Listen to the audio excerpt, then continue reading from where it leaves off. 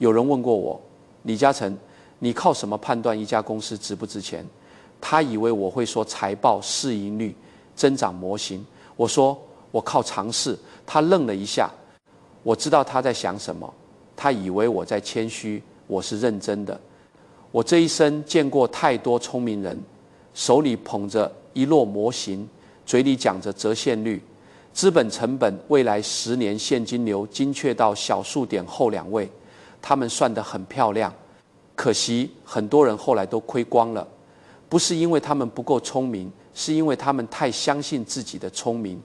真正的估值从来不住在电子表格里，它住在你对人性的理解里，住在你对一门生意本质的判断里，住在你敢不敢在别人疯狂时保持冷静的那份定力里。我14岁就出来谋生，没有机会读大学，没有人教我什么叫贴现率，但我学会了一件事：一个生意，如果你说不清楚它靠什么赚钱，你就不配谈它值多少钱。这不是谦虚，这是规则。所有人都教你要学复杂的模型，没有人告诉你，真正的投资智慧往往藏在最朴素的问题里。估值不是算命，是常识的延伸。我做生意几十年，见过太多人把估值当算命，他们以为只要公式够复杂，数字够精准，未来就可以被掌控。于是他们输入增长率、折现率、永续期，最后得出一个精确到小数点后2位的公允价值，满意的点点头，以为自己掌握了命运。我想告诉你，那不叫掌握命运，那叫数字化的自我安慰。估值的本质是对现实的理解力，不是算术能力。我年轻时在茶馆端茶，后来做塑料花，再后来做地产。每一次转型，我都在问自己同一个问题：这门生意靠什么赚钱？这种赚钱方式10年后还成立吗？回答这2个问题，你就比90%的投资者清醒。但大多数人不愿意用常识思考，他们害怕简单，因为简单意味着责任。如果问题很简单，错的只能是自己；如果问题很复杂，错的可以怪模型、怪市场、怪政策。我从不躲在复杂后面。真正的估值过程应该向医生诊断，不是做手术。医生不会告诉你你能活多少岁，但他能判断你的身体是否健康，是否在变好，还是在变差。估值也是如此，你不是在预测，你是在评估这家公司是否健康，是否能持续赚钱，是否被高估或低估。方向正确比精确更重要。我认识一个分析师，天才级别的脑子，模型精美的像艺术品。他能告诉你每家公司的自由现金流精确到小数点后2位。可有一年，他重仓一家高增长公司，利润表漂亮的让人眼花，但现金流全靠融资续命。等市场流动性枯竭，那家公司一夜蒸发，他的基金也跟着完蛋。他不是不聪明，他是太相信自己的聪明。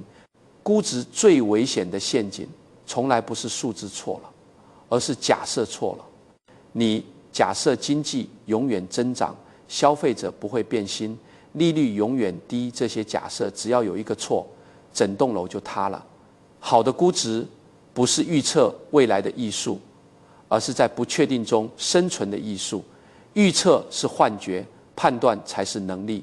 现金流才是真话，利润会说谎。我这一生只相信一件事：现金不会撒谎。利润可以靠会计政策装饰，可以靠折旧假设美化，可以靠资本化手段粉饰，但现金流没有耐心配合你表演，钱要么来了，要么没来。它比人老实。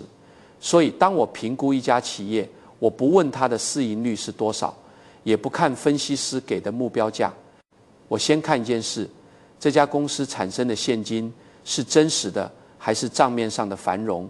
现金流像血液，你看一个人在壮时，血不流动也是死人。公司也一样，看起来繁荣，但现金流被卡住，迟早出问题。我见过不少公司账面利润增长得很好，可一查现金流全在往外流，库存堆积，应收账款飞涨，管理层却大方分红，这些全是危险信号。这样的企业看似富有，其实只是会计意义上的成功。我最喜欢的公司是那种可以自动吐现金的，产品卖得稳，客户关系长期，资本开支有限，毛利高，现金转换率好。这种公司会在你睡觉时帮你赚钱。有一家糖果公司，很多人觉得那门生意枯燥，看不上眼，但我看到的是，你不用花大钱建厂搞研发，消费者每年都要买，人类对甜食的欲望几千年没有变过。这种需求的稳固性，比任何预测都更有价值。那种能产生可预测现金流的企业，本身就是一台印钞机。很多人搞估值，喜欢用复杂的折现模型，把未来20年的数字推得密密麻麻，折现率精确到小数点后3位。我也会用这类工具，但我知道它只是辅助，不是核心。模型的关键不在公式，在假设。假设错了，再漂亮的模型都没用。我更关心的是，这家公司的现金流从哪里来，背后有没有护城河。一个企业能持续产生现金，一定是因为它有某种别人无法轻易复制的优势。可口可乐的客人不是因为它便宜才喝它，而是因为他们习惯了它。那是一种心理上的惯性，比任何专利都难被打破。你要改变一个人几十年养成的习惯，比造火箭还难。找到这种不可替代的生意，你就找到了估值的根。所以我估一家公司，只问2个问题：它能不能稳定产生现金？这种能力能持续多久？如果2者都是肯定的，你不需要再算小数点，你只要确保买的不太贵，剩下的交给时间。现金是现实，增长是幻觉，价格是你付出去的，价值是你得到的。我年轻时学法律，刚进投资这一行，也曾被市场的数字游戏迷惑。大家都在谈市盈率、账面价值，好像只要你懂公式就能赚钱。后来我发现，那些数字都只是价格的语言，不是价值的语言。价格是你付出去的钱，价值是你得到的东西。这看似简单，却是分出智者与赌徒的分水岭。我认识太多聪明人，他们总能算出便宜的股票，却从没想过自己到底在买什么。有一次，一个分析师跑来跟我说：“李生，这家公司太便宜了，账面价值每股20块，现在市价才10块。”我问他：“你见过有人愿意出20块买它吗？”他愣住了。账面价值是会骗人的，他只告诉你过去的钱花在哪里，不告诉你未来的价值从哪里来。真正的价值在于企业未来能创造多少现金流。买公司，我从不问他便不便宜，我问他值不值。我要的是好公司以合理的价格，而不是烂公司以便宜的价格。因为便宜的烂公司永远不会便宜到让你舒服，便宜的垃圾最终只会让你破产得慢一点。有一次我们研究一家报纸公司，那时整个报业都在挣扎，广告下滑，订阅停滞，竞争激烈。大多数人只看利润表，觉得那是夕阳行业，但我看到的是它的地位在那座城市没有第2个像样的媒体。一个能影响商界、政界、普通市民思维的媒体，护城河是无形的，但却极深。几年之后，市场终于发现了这一点。我们没有靠内幕消息，也没有靠短线操作，只是靠一个朴素的问题：如果我把这家公司当作私人企业买下来，它值多少钱？这就是价值投资的本质，不是追逐价格的波动，而是用商业逻辑去评估企业。估值的核心是理解，你要知道这家公司靠什么赚钱，顾客是谁，护城河是什么，管理层是否正直。你越理解，这些数字的意义就越清晰。如果你不知道一家企业如何赚钱，你就不配谈它的价值。你可以背下上百个公式，但你仍然是在瞎赌。好，公司以合理价格是我一生只用的这一条原则。普通的投资者要学会估值，最好的办法就是假装自己在买整个公司。别想你能不能卖掉它，想想你能不能靠它赚钱。如果它是家餐馆，你要问客流稳定吗？成本可控吗？顾客会回头吗？如果是工厂，你要看订单是否长期，资产是否高效，竞争是否能被复制。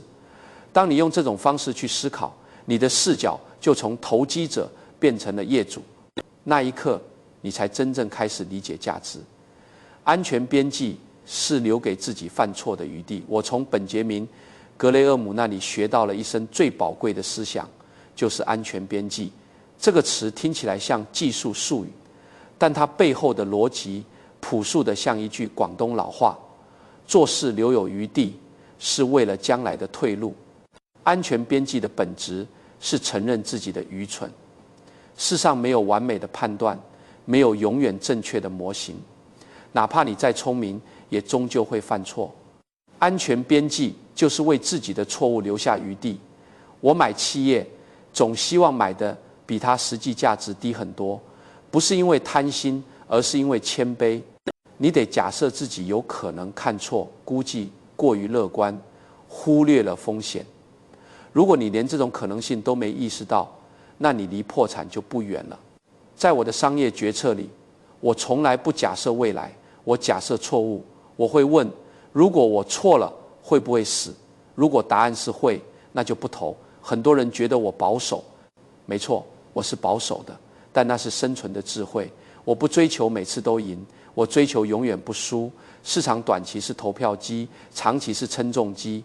称重机称的不是噱头，也不是故事，而是真实的价值。短期的价格波动是人性的产物，贪婪、恐惧、跟风、急躁，这些情绪会让价格偏离价值。但时间一长，价格总会回归价值，这是市场的规律，从来没有例外过。所以我从来不急，我买进，然后等待，不是因为我有先见之明，而是因为我有足够的耐心。做生意就像种树，你不能每天去刨开土看根长了没有，你只管浇水，然后等不了的人永远种不出大树。安全边际不只是价格低，还包括公司经营中的余地现金流是否稳定，债务是否低，管理层是否稳健，竞争优势是否坚固。你要从多个维度给自己留后路，而不是压注在一个完美的假设上。我见过太多人在顺境里规划顺境，他们以为风会一直往同一个方向吹。我的做法正好相反，我永远在太阳高挂时准备雨伞，不是因为我悲观，而是因为我知道天气从来不问你准备好了没有。好景时不要忘记坏日子，坏景时不要忘记好日子曾经来过。安全边际是这句话在投资里最具体的体现。护城河与人性是估值里最难算的两件事，数字好算，人性难算。我这一生最深的体会是，估值最难的部分不是建模型，而是理解人，理解顾客，理解管理层，理解竞争对手，也理解自己。企业是由人组成的，一个再伟大的产品，如果配上错误的激励结构，也会自我毁灭。一家拥有极深护城河的公司，如果管理层贪婪短视，迟早从里面烂掉。所以我评估一家公司有4个问题是必须回答的。第一，这家公司有没有护城河？护城河不是专利，也不是市场份额，而是那些别人无法轻易复制的特质。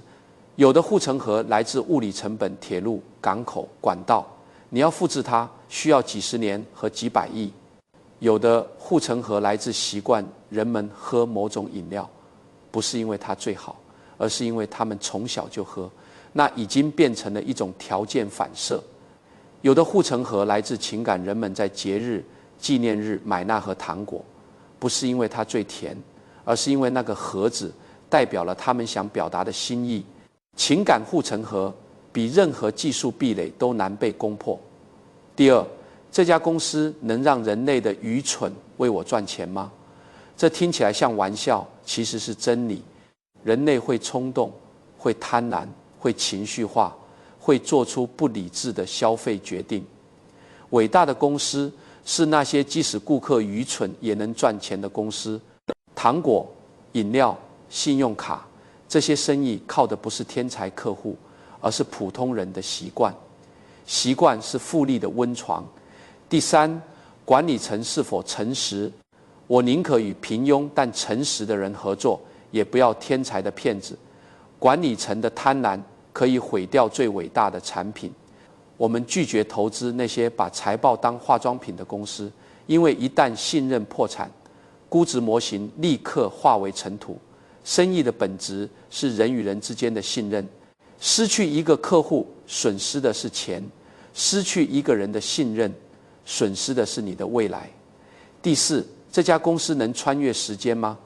我常常问自己，如果我昏迷10年后醒来，这家公司还在吗？如果答案是也许，那还不够；如果答案是几乎肯定，那才值得长期信任。一家好的公司应该能在坏年景里活下去，在好年景里不发疯。他的领导者能在风口浪尖时保持理性，在黑暗时刻人守纪律。这样的公司不多，但足够让人富一辈子。投资者喜欢谈创新，我喜欢谈生存。创新当然重要，但生存更稀缺。世界上到处都是聪明的死人，他们发明了新东西，却没活过下一个周期。能生存的企业，往往是那些知道何时该保守，何时该放弃幻想的。钱是赚不完的，但信用只有一次。思维模型是估值能力的真正根基。有人问我，你没读过商学院，没有系统学过金融，你是怎么练出这种判断力的？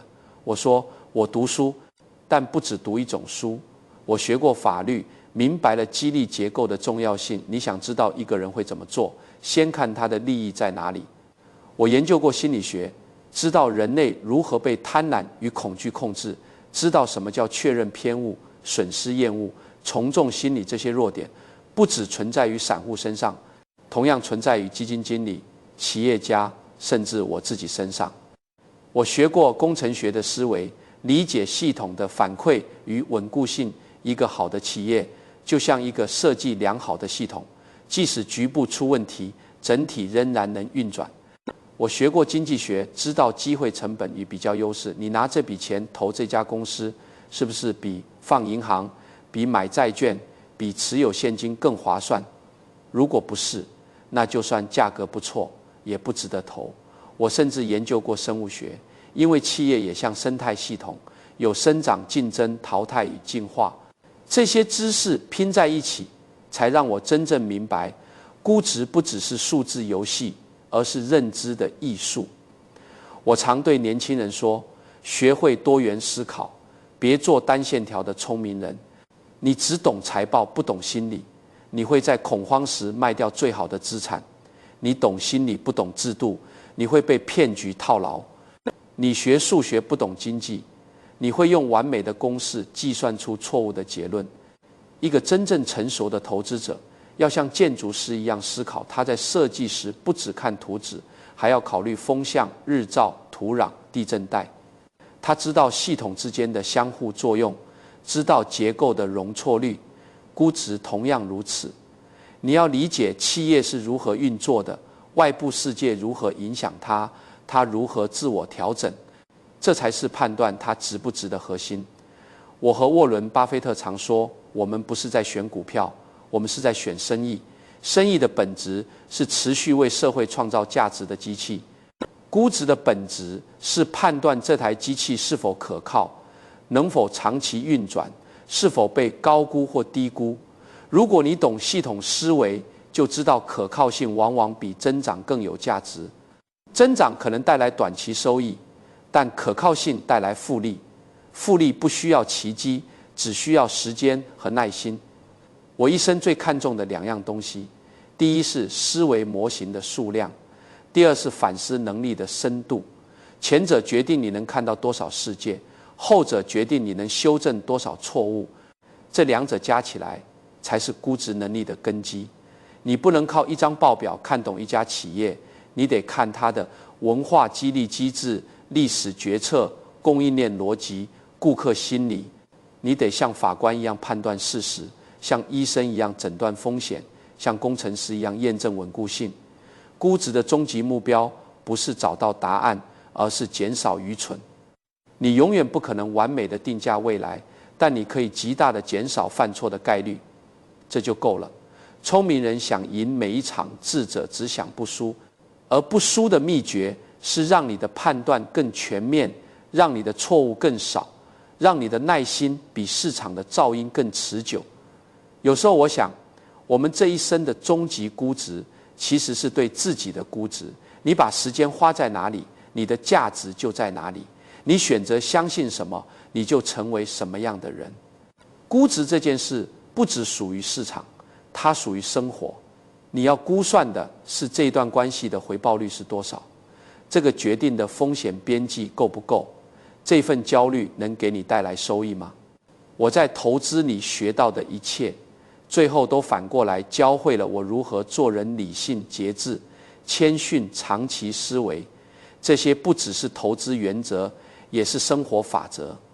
人生的意义就像估值模型，你永远不可能精确知道答案，但你能确保自己不被毁灭。